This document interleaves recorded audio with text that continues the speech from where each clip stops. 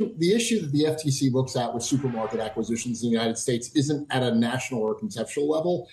It's very much at a very specific trading area level. They still have what I would call a very old-fashioned definition of trading space, which is supermarkets in a given area. The conversation right now seems to be about how many stores Kroger and Albertsons are going to need to dispose of in order to be able to assure the FTC that there will be competition in some of the geographies in which Kroger and Albertsons overlap. My guess is that this, if I had to guess, and I'm no lawyer, my guess is that this acquisition eventually does get through, but perhaps with more store disbursements in particularly the western part of the U.S., where those two chains do have a fair amount of competitive overlap. The one thing that you can see pretty quickly looking at their financial statements is that Kroger's runs a much lower gross margin business than Albertsons does, partially because they're much smarter and more aggressive on pricing. So Kroger's basically right that were they to acquire Albertsons, in all likelihood, grocery prices would come down, not go up.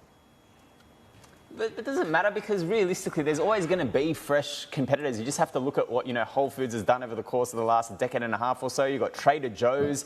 If we're talking about the US, anyone on the West at the very least knows Trader Joe's quite well. So is it an old, antiquated way of thinking that the FTC is adopting? Because I can understand from a wholesaler kind of point of view that, the less competition means that, you can have a little bit more supplier pressure. But realistically... Yes, simply put, yes. It is a rather old, antiquated view of how competition works. I don't know that I just don't know that the FTC right now is a better model for that. And that's where I think a lot of the tension is. I think also, clearly the Lina Khan FTC has a philosophical objection to large companies coming together that's less grounded in pragmatic trading reality than it is in a philosophy that large companies prima facie are harmful to consumers.